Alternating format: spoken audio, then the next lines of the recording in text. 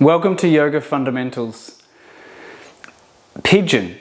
As a teacher, I watch how students enter and exit, and sometimes no matter how much cueing I give, a lot of the students will ignore and go straight into a shape that they're so used to doing that not necessarily has the full benefits or the full activation or stretch or compression in the part of the body that we're trying to target.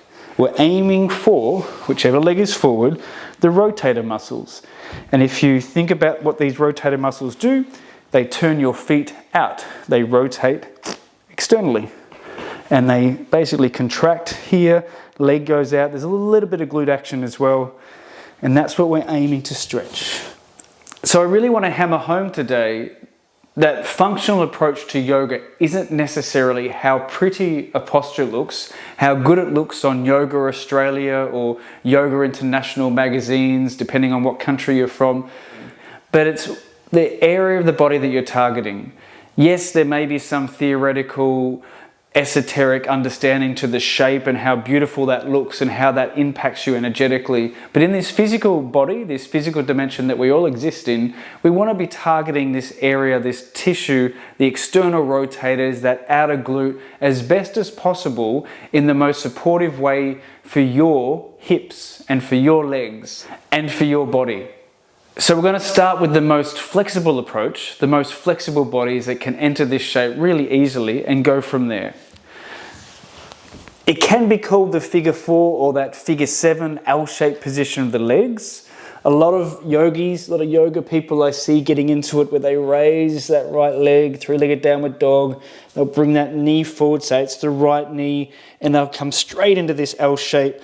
They lower straight down to the floor, that right hip touches, that left leg goes back with ease, maybe it's flat, and they're straight away, boom, into this sleeping pigeon or sleeping swan if you're doing it the yin style.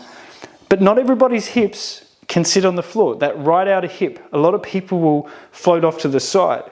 And to show you from the left leg, that left coming in, that left knee dropping down, my hip can lower down to the floor, and that foot can slide back quite easily, and I'm pretty much upright. So it has that aesthetic look as to how the pigeon wants to be. Sometimes the left heel will be closer in and the knees facing forward. If I do that and fold through, I get nothing here. I actually don't feel any real stretch. I get compression in the front. So again, if this was the right leg, what I did with the left then, I pulled this heel in, which is where some people's foot needs to be to feel safe. I lean forward, my right side's my most dominant, so I'm getting a little bit of a stretch in that right glute, to the right external rotator underneath that. When I take the leg out here and do it, it's more intense. If I come forward, it's less. So for me, I can sit up like this and get a pretty good, decent stretch. But I know I can get better and deeper without using as much energy to stay upright. Because this is, it's still a bit of a stretch on this left hip flexor and that right hip. So in comes the less flexible person. And that doesn't mean worse or better. It just is where the hips are, how your bones are shaped. If you have a rug or a rolled up yoga mat and place that down where the right hip can touch, the moment you bring that in, and it might be hard to actually see on the video, my right hip's on there, but there's a lot more space for this left leg to go back. Some people can't even get this left leg back. And that's why that more advanced approach is for people who are a lot more flexible, possibly been doing yoga for a long time, or just have that open body. So my right hip is higher, it's elevated, which means this left leg can get under easier, better. I can do this figure 7 shape, this L shape. I can pull it in. But again, with this support on the right hip, what it does is it allows my left hip to drop over more. And that engages my right external rotators. And that can be just because of the way the ball and socket joint sits in the acetabulum, the hole where the leg actually connects in. But for me, in this shape, it feels a bit better. I also, when I'm in this shape and elevated, I lean my body out over that front foot. And with that gentle folding out to the side, I feel it pull through this right external rotator a lot easier and a lot better, a lot stronger. So with this other side facing the camera, I sit down, my knee is off but my hip is on, so that's elevating that hip, which means it stops me falling out. For those that really are tight in these hips, you know exactly what I'm talking about. When you try to sit down with that left hip, what happens is you fall out to the side, and there is usually no real stretch in this external rotator area. So again, maybe the heel's close, maybe the leg is out, depending on your knee and the way that the leg rotates. Some people's knees in this shape will not like it. They will complain. They will be put under stress that you don't need to be putting your joints under, especially the knees.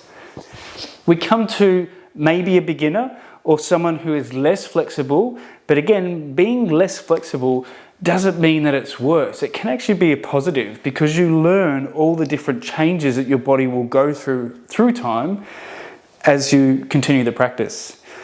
So this bolster is here.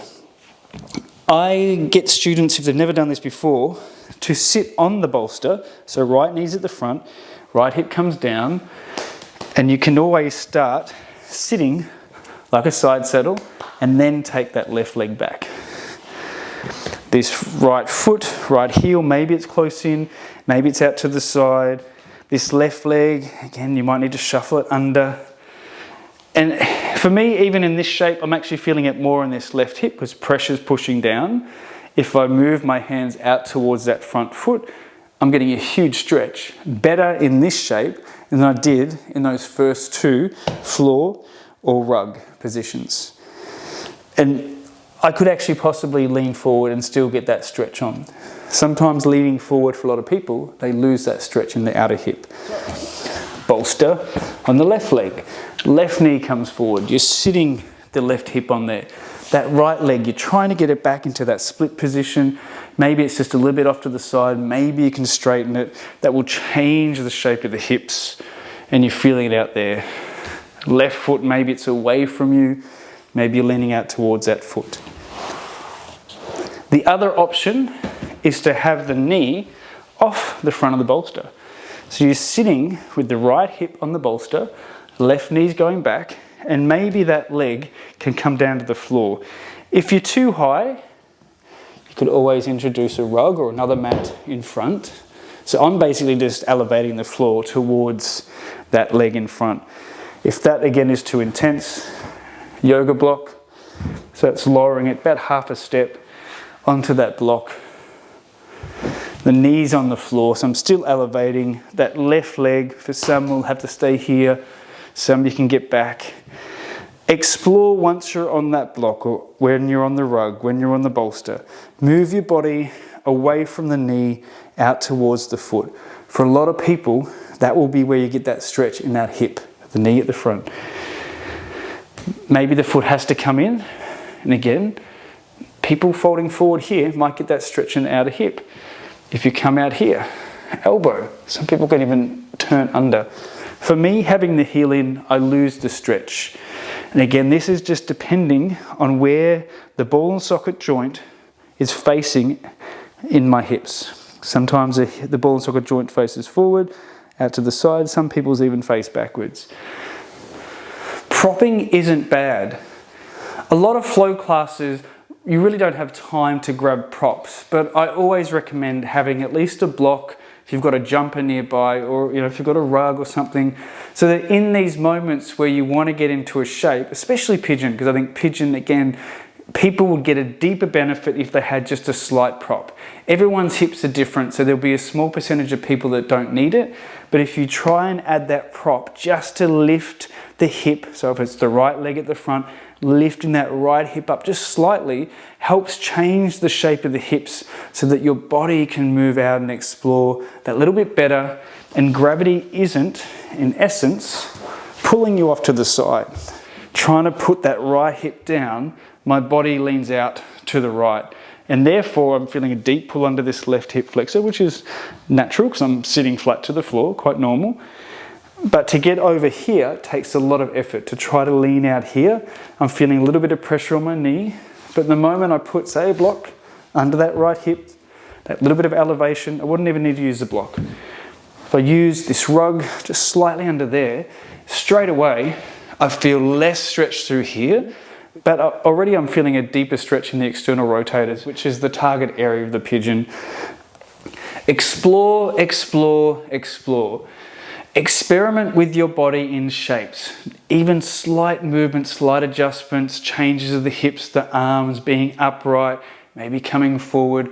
All these slight subtleties of movement within your body can create a better shape and more muscular compression or stretch, elongation. And that's what we want. That's working with the physical component of yoga, the functional component of yoga, where we're trying to get your body worked in these target areas with the different postures that yoga gives us. Have an awesome day. If you have any questions, please put them down below in the comments section. I'll try to get back to them. Thanks everyone.